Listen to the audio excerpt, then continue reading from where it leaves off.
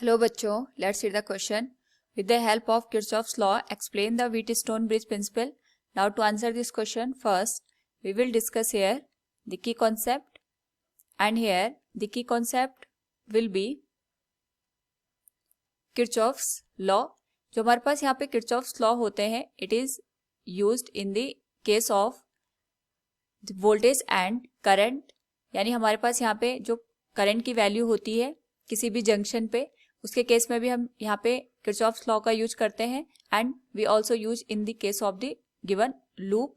तो अगर हम बात करें यहाँ पे जंक्शन रूल की फॉर द किरचॉफ लॉ, तो ये हमारे पास बताता है कि अगर हमारे पास कहीं पे कोई नोड है, कोई जंक्शन है जहाँ पे बहुत सारा हमारे पास यहाँ पे ब्रांचेस से करंट या तो इनकमिंग कंडीशन में आ रहा है या तो ये जंक्शन से यहाँ पे दूर जाता है. तो इस पर्टिकुलर केस में जो भी हमारे पास इनकमिंग करंट का सम होता है it is always equal to the sum of the outgoing current. यानी इस पर्टिकुलर केस में अगर हम देखें तो इस जंक्शन पे I1 plus I4 plus I3 ये इनकमिंग करंट है, तो इन तीनों का जो सम होगा it will be equal to the sum of outgoing current that will be I2 plus I5. इसी तरीके से अगर हम यहाँ पे वोल्टेज लॉ का यूज करें, दैट इज हमारे पास यहाँ पे सपोज ये कोई रेजिस्टेंस दे रखा है और एक बैटरी दे रखी है जिसका जो EMF है ये हमारे पास E के बराबर दे रखा है and this one another resistance R1.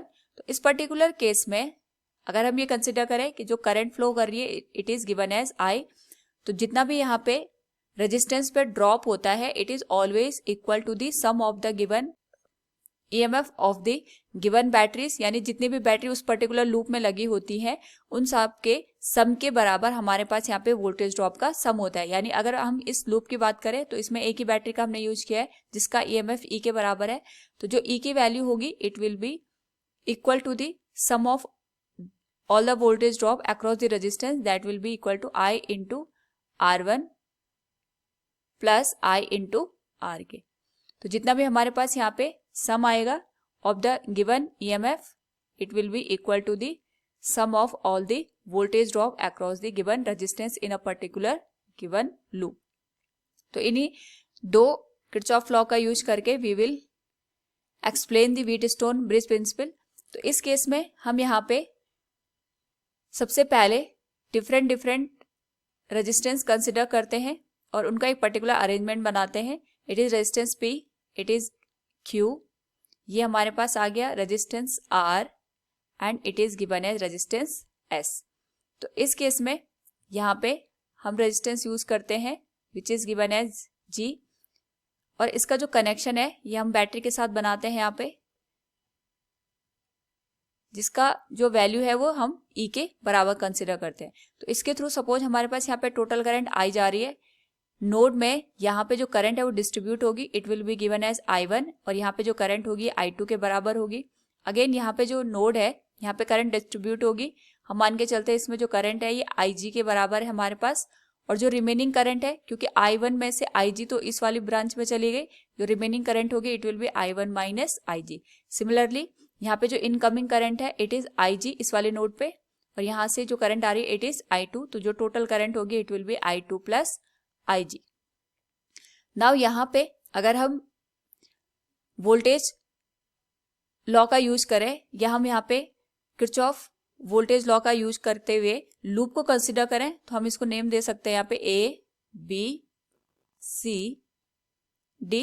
तो सबसे पहले हम यहाँ पे लूप लेंगे, loop A, B, D, A. इस पर्टिकुलर केस में हम यहाँ पे क्लॉकवाइज मोशन करते हैं इन द गिवन लूप.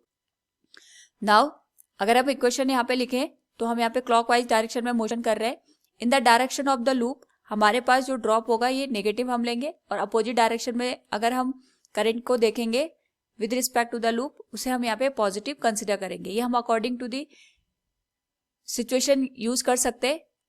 हम यहाँ पे जो इन द डायरेक्शन है उसको पॉजिटिव और अपोजिट डायरेक्शन को नेगेटिव भी कंसिडर कर सकते हैं. वो डिपेंड करता है कि हम यहाँ पे किस तरीके से इक्वेशन को लिखना चाहते हैं. तो हम यहाँ पे इन द डायरेक्शन को नेगेटिव और in the opposite direction of the current को पॉजिटिव कंसिडर करके चलते हैं. तो यहाँ पे हमारे पास जो इक्वेशन बनेगी it will be minus I1 into P minus IG into G plus I2 into R will be equal to 0, क्योंकि कोई भी बैटरी हमने इस पर्टिकुलर लूप में नहीं लगाई है, तो यहाँ पे जो EMF आएगा that will be equal to 0। Now यहाँ पे हमें एक कंडीशन और ध्यान रखनी पड़ेगी, क्योंकि ये हमने व्हीटस्टोन ब्रिज की कंडीशन को कंसिडर किया है। उस पर्टिकुलर केस में जो B पॉइंट है और D पॉइंट है ये सेम पोटेंशियल पे होंगे, since B and D are at the same potential. Same potential होने की वजह से या हम कह सकते हैं यहाँ पे पोटेंशियल डिफरेंस 0 है, तो इसमें जो करंट की वैल्यू होगी ये 0 के बराबर होगी, यानी IG की वैल्यू इस पर्टिकुलर केस में 0 के बराबर होगी। तो जो इक्वेशन है इसको हम इस तरीके से लिख सकते हैं, I2 into R will be equal to I1 into P। ये हमारे पास बन जाएगी इक्वेशन नंबर फर्स्ट। सिमिलरली हम यहाँ पे दूसरा लूप यूज कर सकते हैं, that will be in the loop B C D B में। इस पर्टिकुलर केस में अगर हम लूप में देखें तो सेम हम क्लॉकवाइज डायरेक्शन में मोशन करेंगे। In the direction of the loop जो भी करंट आएगी वो नेगेटिव और अपोजिट करंट को हम यहाँ पे पॉजिटिव कंसिडर करके चलते हैं। तो यहाँ पे अगर हम इक्वेशन लिखें तो it will be minus I1 minus IG will be multiplied with Q plus IG plus I2 multiplied with S will be equal to 0। Again यहाँ पे सेम कंडीशन, IG की वैल्यू यहाँ पे 0 हो जाएगी, तो जो इक्वेशन बनेगी it will be minus I1 into Q will be equal to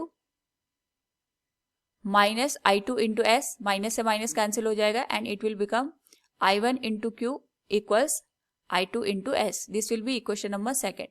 now यहाँ पे अगर हम इक्वेशन फर्स्ट को इक्वेशन सेकेंड से डिवाइड कर दे तो we can say it will become I1 into P divided by I1 into Q will be equal to I2 into R divided by I2 into S। तो I1 से I1 cancel हो जाएगा, I2 से I2 cancel हो जाएगा। This relation will be written as P divided by R equals Q divided by S। तो यही हमारे पास यहाँ पे व्हीटस्टोन ब्रिज की कंडीशन बनती है। अगर दो पॉइंट पे इन द गिवन कंडीशन जब हमारे पास चार रेजिस्टेंस इस तरीके से कनेक्ट होते हैं कि किन्हीं दो पॉइंट के बीच में अगर हम यहाँ पे पोटेंशियल को सेम कर दें तो पोटेंशियल सेम होने की कंडीशन में वहाँ पे करंट की वैल्यू 0 हो जाएगी।